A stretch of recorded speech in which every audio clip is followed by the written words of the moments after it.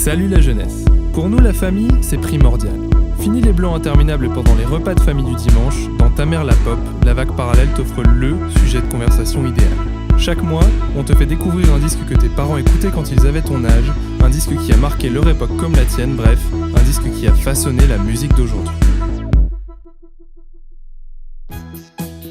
Pour ce premier épisode, on te parle d'un monument de la pop française. Le genre de disque qui a défini à lui seul le son d'une époque et dont nos contemporains s'inspirent encore, de Cléa Vincent en pirouette en passant par Lafayette et Pendentif. Aujourd'hui, on te parle de Tout va sauter, le premier album d'Élie et Jacquemus.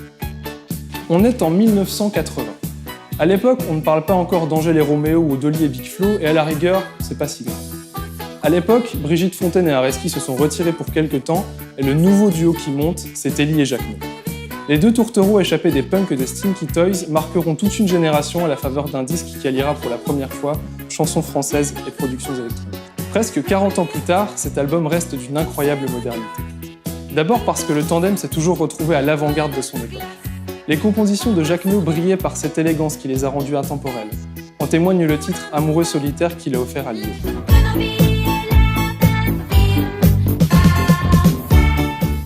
L'amour, qui est le thème principal des paroles d'Élie Medeiros, en fait un diamant qui ne vieillira jamais. En parler à ta mère, c'est l'assurance de voir briller dans ses yeux des rêves et des souvenirs d'une époque pas si lointaine. Et c'est aussi l'occasion de vérifier si ce bon vieux Jean-Luc, ce copain dont elle parle un peu trop souvent, n'a pas la même tâche de naissance que toi dans le bas du dos. En parler à ton père, c'est prendre le risque de le voir rougir de ses premiers troubles adolescents et de parler avec lui des posters qui ornaient les murs de sa chambre. En un mot comme en mille, Tout va sauter, c'est un peu le moustique fossilisé de Jurassic Park. Son sang et sa moelle en font une source d'inspiration inépuisable pour tous les artistes qui font vivre à travers eux les vestiges d'une époque disparue. Cet album, c'est un album qui n'a pas pris une ride, sur lequel le temps et la poussière n'ont pas de prise. Chez nous, on appelle ça un classique, et on est presque sûr que Lio sera d'accord avec nous.